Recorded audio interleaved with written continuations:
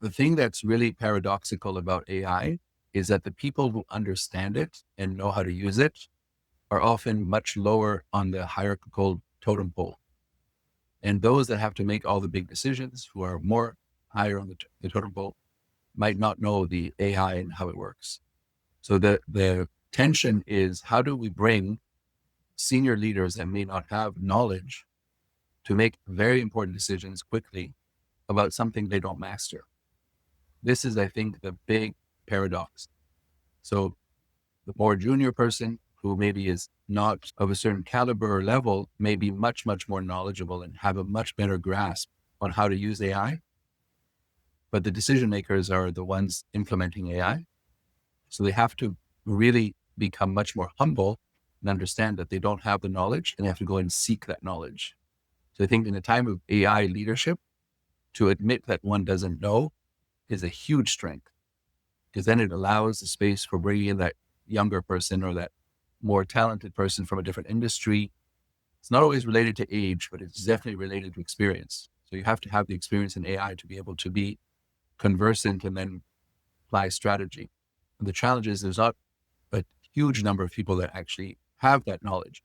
And those that do are often working for startups or working for large, very, very large, the Magnificent Seven type companies, and are paid a very significant salary. So one of the things that companies grapple with is, how do they get internally access to staff like that, at the same time respecting the salary norms that they have in the salary band. So that's just one thing I wanted to talk about. Now, in terms of what we're focused on in our company, we're focused on AI definitely as an enabler.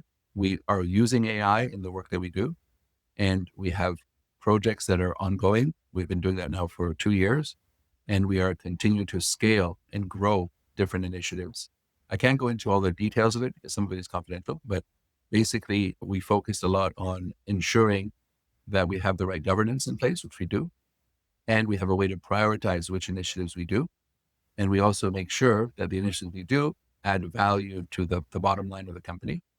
And so we look at it either as ways to increase the revenue and ways to increase productivity. We have a number of pilots that are showing early days, good promise to scale them and to do more with them. There's like an AI narrative bubble, I find, that's Mhm. been Yeah. generated by a lot of these VC-backed AI companies, where they're sort of professing this massive disruption and transformation. And I think they want to increase their valuation as a company. And so if it's going to be massively disrupted, then it should be massively valuable. But when I've been speaking to a lot of leaders right now, it seems like the AI implementation is much more practical. And It what I've been is. hearing, it's focusing on, okay, integrating co-working with an LLM. This could be Copilot, Claude, Grok, Yeah. ChatGPT, et cetera. Yeah. So that's sort of like a foundational way of having Hmm. teams have these coworkers. And in addition to that, there's automation. So really just assessing Yeah. tasks, standard tasks, the administrative tasks that you can automate, and that you can and be selective which ones that those might be. And then the next layer is more of like a coding implementation. And this is sort of integrating it from on a platform perspective. Right. Right. How does that like is that a similar type of understanding of how you're thinking about it, or are you noticing organizations deploying this?